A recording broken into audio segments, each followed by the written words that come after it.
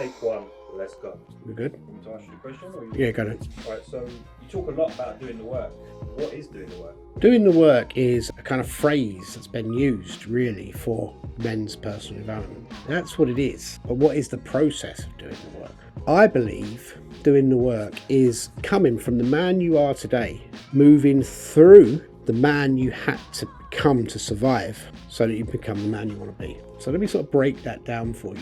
When we're young, we're born and we're growing constantly, and we're learning and we're developing, and we're learning things from our own exploration, we're learning things from our parents and our families, we're learning things from our communities, and we're learning things from our culture. Our brain is a problem-solving machine. It tries to make the world make sense to us. So as we're traveling through this journey, we have these things which we call traumatic events. I know people think of trauma as in terms of like deaths or abuse or any of those things, and it are those things, but the definition of trauma that I work with is the definition that a traumatic experience, positive or negative, is any experience where I wasn't physically, intellectually, emotionally or spiritually equipped to deal with it. So in that moment of trauma, what happens is I have to create a new set of beliefs so that I can create a strategy to be able to survive that event.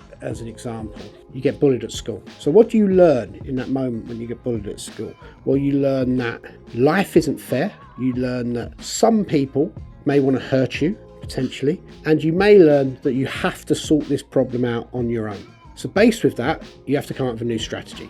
And that strategy might be, I'm going to make sure that no one ever fucks with me again. That's my new strategy. Because if people think that I'm weak, they will exploit me. That statement, that strategy, when people talk about Carl Jung and they talk about shadow, I think that's what they're talking about.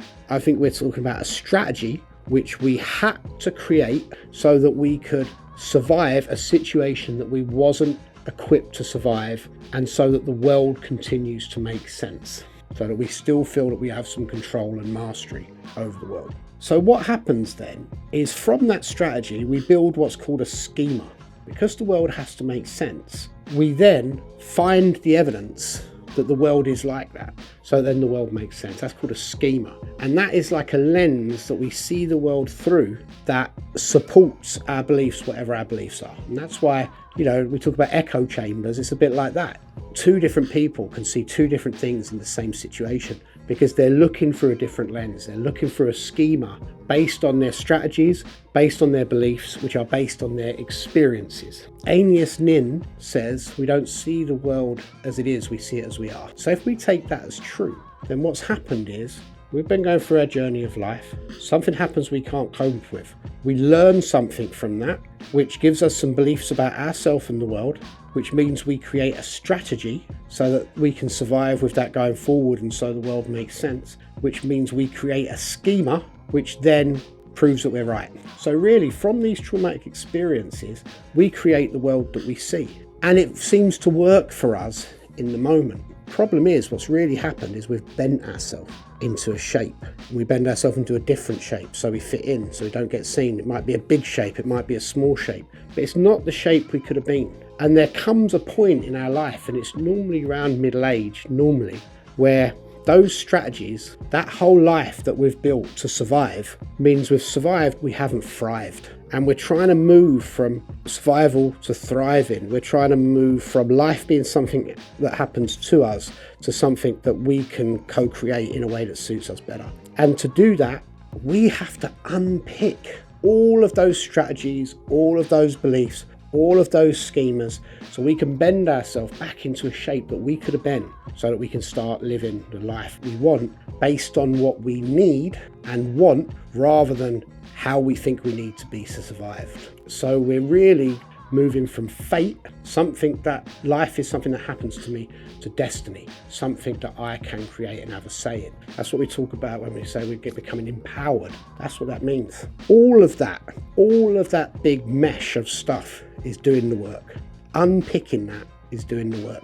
James Tillman says, we bend ourselves into so many shapes to survive that by the time we become an adult, we don't even know the shape we could have been. So at best, we're like an untuned piano. So doing the work is trying to tune the piano so we can be the very best versions of ourselves, not just for us, because when we're the best versions of ourselves, we benefit our families, our communities, and the world. When we continue to be in pain, when we continue to use and enact strategies that are not beneficial to us or others, we hurt ourselves, we hurt our families, we hurt our communities, we hurt the world. So doing the work isn't just about us, it's much, much bigger and more important than that. I pride myself in making things simple to understand. I know that's still complex, because that is something that you can spend a lifetime doing, and many people do. My mission is to try and pull out the strands of each of those, make it simpler to unpick, and put it in a sequence so that we can move through it in a simple, effective, and as frictionless manner as possible. That to me is doing the work. If doing the work is this silver bullet magic pill you seem to describe, what stops so many men from doing the work? I think there's really 4 things that stop men doing the work. One is it's presented as really, really complicated. It's really hard to find your way to get into. Every man starts with questioning. It's like, this isn't working for me. Or something happens, the death of a loved one, the loss of a job. Something happens which makes us stop and go, this just ain't happening for me. This isn't how my life was supposed to be. I'm not who I'm supposed to be. It usually sparks with a feeling like that. There's usually a moment. And in the hero's journey, that's called the call. That's the moment where change is needed, and we know it's needed. The problem is that we suddenly look at that. We get on Google or we pick up a book and we find that it's so complicated. There's so many different versions of how to do it. There's so many different ways. There's so many people telling you they have the answers. There's so many different programs you can do. So many different methods. But I think a lot of men just give up at that stage. It's just too complex. It just seems like you need a degree in psychology to even be able to scratch the surface of doing the work. So I think the complexity of it is the first problem.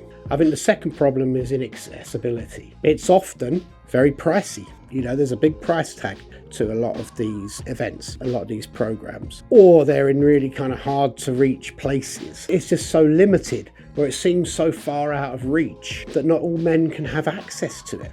So yeah, access to the work, that's the second problem. The third problem, I think, is a branding issue. Most modern personal development comes out of the mythopoetic men's movement, one way or another. And the mythopoetic movement, as the title would suggest, myth is the staple. It comes from the ancient stories. So the branding of a lot of men's personal development is bare-chested men, long hair, staffs, warriors, magicians, kings. It's almost like looking into the world of Arthurian legend or Lord of the Rings. And I realised that works for a lot of men. Like, I'm not knocking it. I've been involved in those kind of things because I had to when I was starting my men's personal development journey 20 years ago. It works for some men, and it does work ultimately, but I think it puts a lot of men off initially.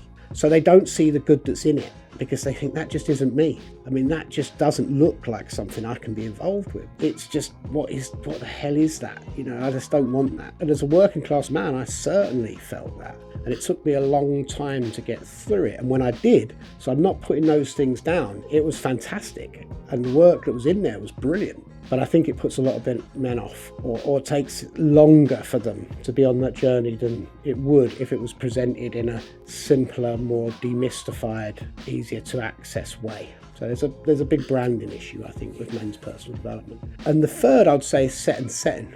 Again, the fourth, can you see I'm dyslexic yet? My fourth is set and setting. And that's, again, that goes on from the branding issue. The problem with the set and setting is who is presenting it and where.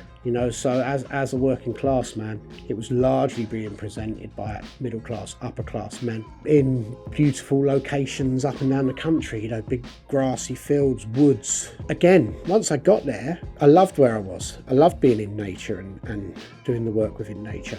And I'm really grateful to those middle class and upper class men who was there and held me and taught me and passed the work on to me. but it made it harder for me to stay initially. I wouldn't have stayed if there wasn't that one working class man there that I remember connecting with on my journey. So I think that puts a lot of men off, because they hear the voices, they see the places, and they go, they don't speak like me, they don't look like me, and it's not in the places where I'm comfortable with. So I think the set and setting, again, it works beautifully for lots of men, but there are a large group of men who I believe feel excluded because there isn't the men who sound like them, and it doesn't take place in the places that they see as home, that they see as their landscape. And I think that's a real issue. Well, I can't see you going into any more detail on your opinion. No. So we'll skip that. So what would be your advice for any man who's looking to start on their personal development journey? My advice to any man starting his personal development journey is just hold on to the fact that there's something in there for you somewhere. You will try, like I did, lots of different things. You will read hundreds of books on the subject. You will spend hundreds of hours in different groups working with different men and find out what works for you. So you have to hold on, and you have to have faith that there is something in there for you. I would, before I get too involved with anything, I would look around. And in fact, what I'm trying to do for men through my YouTube channel and through my social media is create spaces where they can have a look and they can get an understanding of the work of a more simplified, demystified way, so that, you know, they can make up their own minds about what works for them. Find a good mentor, find a good teacher, find someone you can trust, and be willing to experiment and learn. And be open to new ideas. I've done some things where I thought, never in a million years would you catch me doing that. And I've done it, and guess what? It works. So remain open, remain inquisitive, seek support and mentorship. Just do something about subscribing to the channel. Yeah. If you like anything that you've seen here or heard here, just remember the 4 C's. Connect. Reach out and connect with us. If you haven't signed up to the mailing group, please do. If you haven't subscribed, please do. Challenge. If there's something you'd like a little bit more of, reach out to us, tell us. We'll make a video about it. Contribute. If you got something from this, pass it on to someone else. Pass on the gift and celebrate. If you found something here, or you think you found something here that you really enjoyed or you think is beneficial, why not write about it somewhere? Help us on our journey as we try and help you. Keep doing the work. Stay connected.